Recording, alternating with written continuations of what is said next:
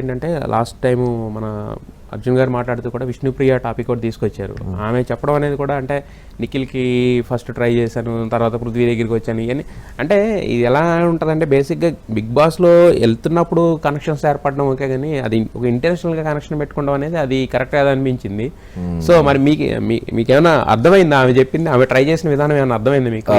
Actually basically నాకు వద్దు అంటే నేను అవాయిడ్ చేసేస్తా, మనిషిని మొత్తం మొహం కూడా చూడ, బేసిక్గా ఆ క్యారెక్టర్.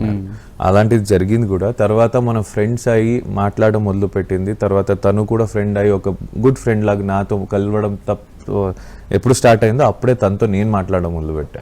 సో ఇంకా తనకి ఏం ఫీలింగ్ ఉంది, ఎవరి మీద ఎలా ఉండాలి, ఎవరితో ఎలా ఉండాలి, అది నా పర్సనల్ కాదు కాబట్టి నేను మాట్లాడను.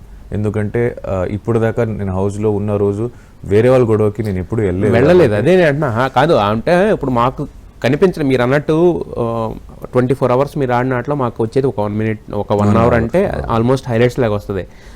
ఆవిడ అది చెప్పింది కానీ బట్ మాకు ఎక్కడా కనిపించలేదు. అంటే నిఖిల్ వెంట లేదు. యాక్చువల్లీ తను చెప్పింది ఏంటంటే మన బిగ్ బాస్ షో కన్నా ముందు ఇలా ఒకటి ఉండే ఆ పర్సన్ మీద, బట్ అది ఇలా అయింది. తర్వాత నాకు ఫ్రెండ్ జోన్కి వచ్చేసాం, మనం ఫ్రెండ్ కన్నా ఇంకేం లేదు అది చెప్పారు. అదే చెప్తున్నాం కదా, అది బిఫోర్ ట్రైలర్ కి సినిమాకి చాలా అదే బిఫోర్ బిగ్ బాస్ జరిగిన ఇన్సిడెంట్. అది బిఫోర్ బిగ్ బాస్ లో ఇలా అయ్యింది. మనం ఒక షో చేసాం కేబీకి, సో అక్కడ మనం అనుకుంది. బట్ బిగ్ బాస్ హౌస్ కి వచ్చిన తర్వాత తన మధ్యలో నన్ను హేట్ చేయడం మొదలు పెట్టింది. ఎవరు? విష్ణు అయ్యా వచ్చి మాట చెప్పింది, అంటే నువ్వు నాకు నచ్చట్లేదు, ఈరోజు చాలా హేట్ చేస్తున్నావు, నాకు నెగిటివ్ అనిపిస్తున్నావు నువ్వు అన్నట్టు.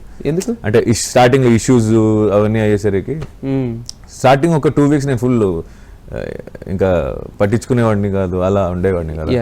So then when I start knowing that people are getting hurt, నాకు అది తీసుకోలేకపోయావు.